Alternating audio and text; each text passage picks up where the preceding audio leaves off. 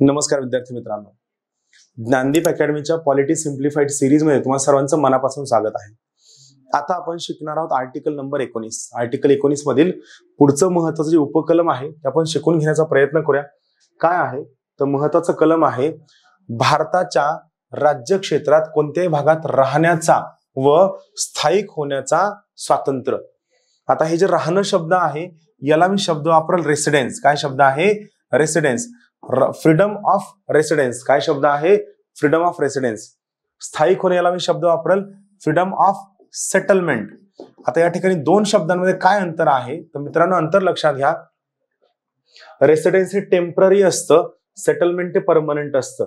Residence तात्पुरतं असतं, settlement स्थायिक असतं। फॉर एक्झाम्पल 2008 साली जेव्हा मी पुण्यामध्ये यूपीएससी प्रिपरेशनसाठी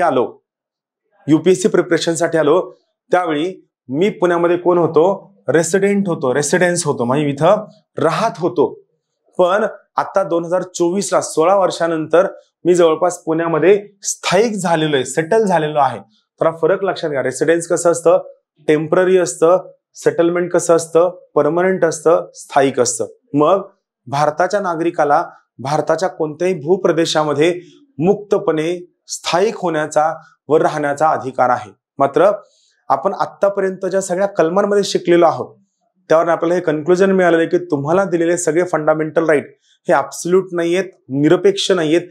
त्यांच्यावरती योग्य, न्याय्य, वाजवी अशी बंधनं टाकलेली आहेत की ज्यामुळे तुम्हाला दिलेले फंडामेंटल राईट हे निरंकुश नाहीयेत, त्यांच्यावरती अंकुश आहे। मग या ठिकाणी सुद्धा आपण पाहूया की या पर्टिक्युलर स्वातंत्र्यावरती नेमके आपल्या संविधानाने काय अंकुश टाकलेले आहेत। तर आता या ठिकाणी हा जो पाचवा मुद्दा आहे हा कलम घ आणि ड दोन्हीला सुद्धा लागू होतो। तर हा उपकलम घ आहे हा मुक्तपणे संचाराचा आहे।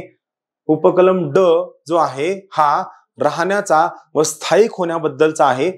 मग हे काय म्हणतं पहा, तो उक्त उपखंडामधील उपखंड घ आणि ड यामधील कोणत्याही गोष्टीमुळे उक्त उपखंडाद्वारे प्रदान केलेल्या हक्कांपैकी कोणत्याही हक्काच्या वापरावर ज्या कायद्याद्वारे सर्वसाधारण जनतेच्या हितासाठी किंवा कोणत्याही अनुसूचित जनजातीच्या हितसंबंधाच्या संरक्षणासाठी जेथवर वाजवी निर्बंध घातलेले असतील तेथवर अशा कोणत्याही विद्यमान कायद्याच्या प्रवर्तनावर, सध्या अस्तित्वामध्ये असणाऱ्या कायद्याच्या वापरावर, प्रमोशनवर कोणताही निर्बंध असणार नाही।